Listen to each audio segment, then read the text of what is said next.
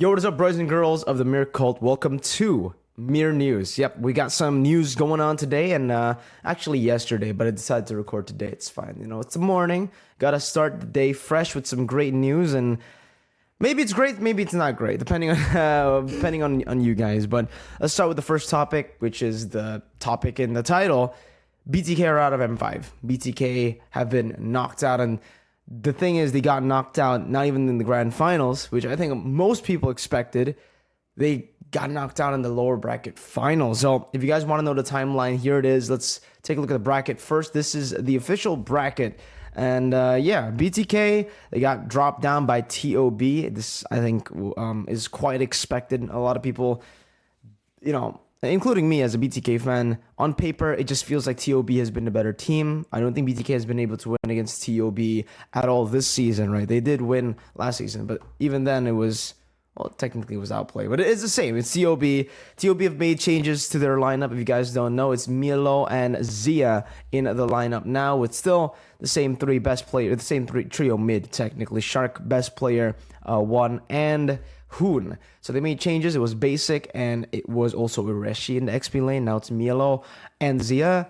And hey, it feels like with Zia in and with Milo in, it feels, I don't know, they look much more promising than they did before when they had Ureshi and when they had basic. I don't know if it's because the team just, you know, connects better, if they have better synergy together. I personally didn't watch the grand final, so I will have to just watch and see.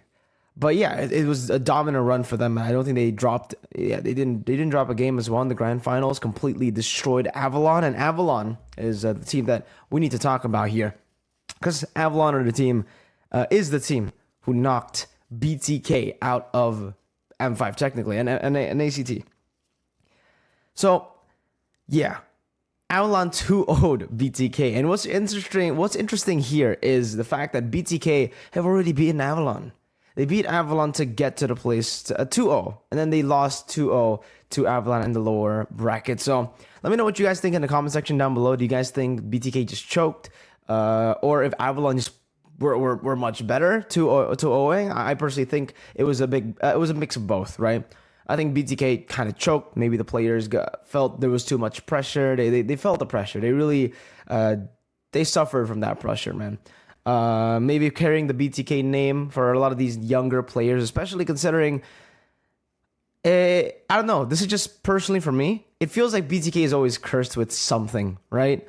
They always have to change their roster late into the season, or even they have to change their roster every single time. It happened last year, not last year, but for MSC as well, where they couldn't fly out to MSC. And here is happening again. Technically, Joy Bodge couldn't play, and Fried Chicken had to go from XP lane to roamer in a very short period of time. But I don't think that's an excuse at all that they can utilize or they can use, because again, it's just the name of the game, man. Everybody had to face the same problems. You know, they had to go through different rosters, shuffle through, and they had to go with players who actually had green cards and stuff, if I'm not mistaken. So congratulations to TOB, the Ohio brothers. This time around, I honestly do feel like they will be different. I don't think they're going to be as bad as they were when they were in Outplay, mainly because I think now a lot of their players will have stage experience. I think Zia already has stage experience, but best player one at MSC, he was not best player one. He was average player one. But now, with the experience that he got at MSC, now playing in international stage, I saw the interviews and stuff, and he looks much more confident on stage, much more confident in general. So can't wait to see the best player one, the real best player one in an international event. But with that, let's move on to the next topic, which is the Myanmar M5 qualifiers, guys. And we were wrapping up for the NA.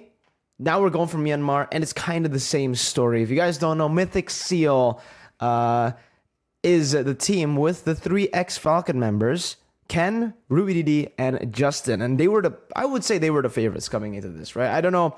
They were the favorites internationally. Like the people who watched the M5 Myanmar qualifiers, international viewers who watched the M5 Myanmar qualifiers definitely saw Mythic Seal as the favorites, right?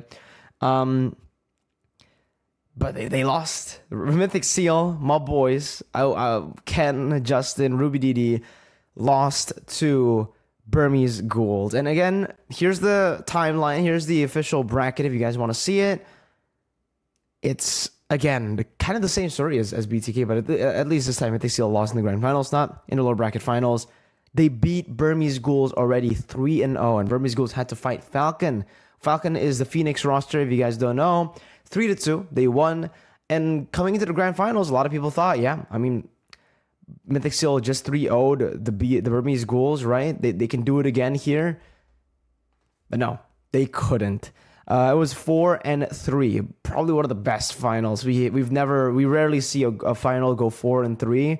I think last time for the MSC qualifiers, it was NACT that had the best finals, 4-3 for BTK versus Outplay. But here we have a 4-3 between Mythic Seal and Burmese Ghouls. Again, didn't watch the games. I only went through a couple of the games here, but Mythic Seal were actually leading 3-2, and then come back 4-3 from 3-2. So congratulations to Burmese Ghouls, man. I think this is a very new roster too for Burmese Ghouls. Yo, dudes, didn't notice my audio cut while I was talking about the Burmese team, so here it is, me doing it again right as I was editing. But yeah, for me, I think the Burmese Ghouls team is very similar to the Phoenix Esports team, not in the way they play, but in the way that they don't really have a lot of international experience. We saw what happened to Phoenix at MSC when they didn't, when there was a lot of troubles, to be fair, for Phoenix, right? They had visa problems for their player, for their coach even, so it was very unfortunate. I thought, with more experience, this team would be very, very good. Burmese Ghouls, hopefully they don't have the same issues with visa and stuff. Hopefully they can fly and just participate in M5 without having any problems, like the old Falcon Esports, the one with Ken, Ruby DD, and Justin and Naomi, and the rest. Aside from that, though, it's just really sad to see Mythic Seal, a team with Ken, Ruby DD, and Justin, not qualify after they have gone 3-0. They beat this Burmese Ghoul team before. 4-3 is insane, though. It goes to show that the Burmese Ghouls have that championship mentality. Maybe from the name of the team. Sometimes the name of the organization and the organization itself has that kind of mythical aura going around it. And I think for the Burmese Ghouls, the people who have watched MLBB for some time now, especially if you watch it since M2, you guys know that the Burmese Ghouls, the name itself holds legendary status. Before there was BTK, before there was any dark horse, Burmese Ghouls were the first to start it, to actually make it to the grand finals and to actually shock the world. I remember watching the M2 World Championships finals, man, and I wasn't even watching it live. I joined MPL ID as a caster in season 7, and watching the M2 World Championships, I was like, God damn, I want to cast these games, man. 4-3, there were so many iconic moments, the Carl Teasy, Lancelot, Blazing Duet, Claude era, versus Ruby DD and even Ace, and that whole team of Burmese Ghouls was spectacular. And yes, Ruby DD was part of that roster, so it's kind of sad, kind of bittersweet to see Burmese Ghouls make it again, but Ruby DD gets knocked out by the Burmese Ghouls. And maybe this is the new era for Myanmar, man. Maybe it's time for some new, fresh faces to shock the world again. Can they shock the world? I don't know. Experience is very, very important, especially now in M4 and M5. We saw exactly how much experience is valued. And the teams who just come in straight, they definitely do have a chance, but Burmese Ghouls will have to do a lot of homework, because I would say it wasn't just because they were better. Yes, they were better than Mythic Seal, but also Mythic Seal kind of choked, If it was the Mythic Seal that showed up in the upper bracket finals, I think it would have been different. This is just shows you how important mentality is as well when you're competing on stage. And Burmese Ghouls, they have the mentality, they have the heart, they have the skills, but they need to elevate the skills even more if they want to be world champions. And for me, I'd love to see the Burmese Ghouls claim the M5 title. Any team that's not Indo, that's not Philippines, I would love to see, right? Because again, we've seen Indo win, we've seen Philippines win. It's about time to see a new champion, man. And I don't know, if I'm thinking new champion, I always think Myanmar. They're always there to kind of, defy the odds. So that's my thoughts on the Myanmar team, on the Burmese team, on the Burmese Ghouls. All right. And with that, let's move on to the next one, which is all of the teams that have qualified for the M5 World Championships. Let's start first with Brazil. So we already have 2 teams from Brazil now. We have Bigatron Suns and RRQ Akira both qualifying. RRQ Akira, I don't think they dropped a single game. Yeah, here it is, the playoff structure, the brackets for Brazil and for MPL Brazil. Bigatron actually had a very, I would say, crazy run here, lower bracket magical run. They were knocked down to the lower brackets in their first match, and then they climbed all the way back to the grand finals to meet up against RRQ. Unfortunately, I think in Brazil, there's just a big skill gap between number 1 and everyone else. RRQ Akira are just much better compared to everyone else in Brazil. And yeah, they're the only ones who I feel like actually can... I'm a Bigatron fan, but I think RRQ Akira is the only Brazilian team that can actually compete in the world stage and actually give other teams problems, because I think we saw how Bigatron Suns performed back in ISF. They were the ones representing Brazil. Really wasn't anything too special. They actually lost against most of the teams in the Asian all the other Asian teams as well. So yeah, not a lot of hope for Bigatron Suns. I do hope that they have improved and they will continue to improve. That's something that obviously will continue for them. But being world contenders, I'm not sure about that yet.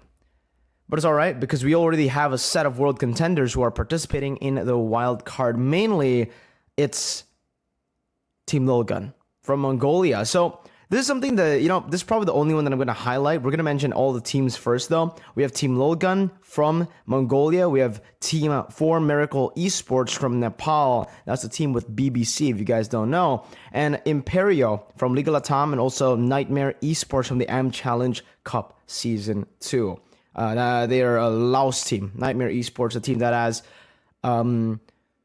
represented Laos before. I believe it was MSC 2021 that Nightmare Esports was in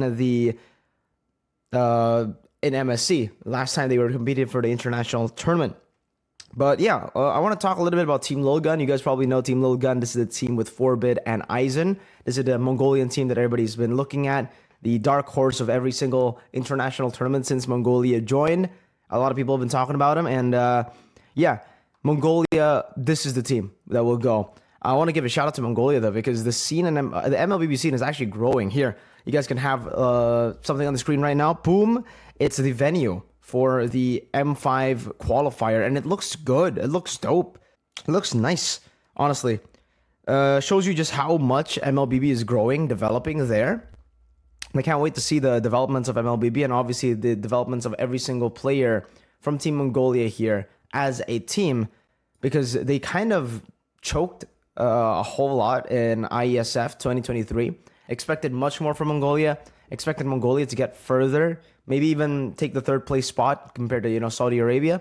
So hopefully they have improved even more here. But that's it, guys. These are all the teams that have qualified to M5 so far. We will be coming out with updates as soon as we get the other names, and then we'll talk a little bit about it. So let me know in the comment section down below right now what you guys think of all these teams. If you guys think that they actually have a chance in the international scene, who's going to come out of the wild card, and yeah, let me know what you think about BTK getting knocked out of NACT in the lower brackets against Avalon. Basic knocked them out and did the cry emoji and stuff. But yeah, see you guys next time. Subscribe if you guys enjoy the content, and if you guys want to see some more. Peace out.